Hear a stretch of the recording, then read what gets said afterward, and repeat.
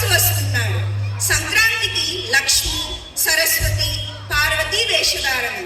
బులబుక్కడవాడు, పిట్టదొర, గంగిరెద్దుల వాళ్ళు, కోయదొర, సోదమ్మ, సీతారామ లక్ష్మణులు, ఆంజనేయ స్వామి, కొమ్మదాసు వస్తున్నారు. శివుడు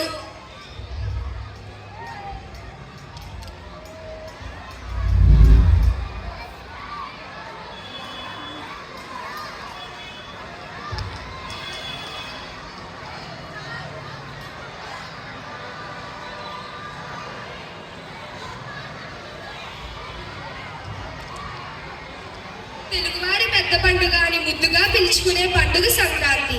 ఈ పండుగ రోజుల్లో లోగిళ్ళు కొత్త అల్లులతో బంధుమిత్రులతో కలకలలాడుతుంటాయి.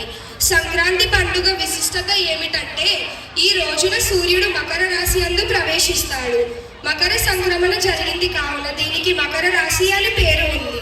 ఇది తరచుగా జనవరి 14వ తేదీన వస్తుంది.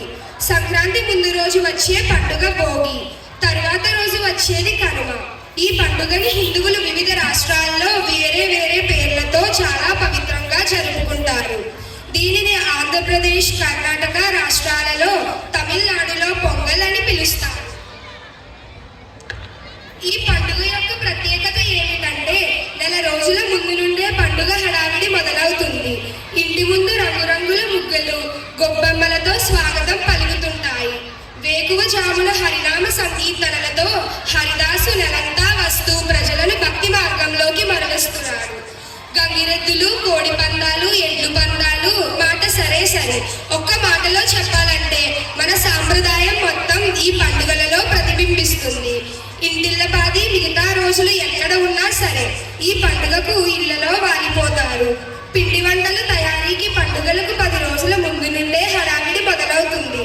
అరిసెలు, సున్నుండలు, చికినాలు, మిఠాయిలు ఈ పండుగకు ప్రత్యేకమైన వంటకాలు.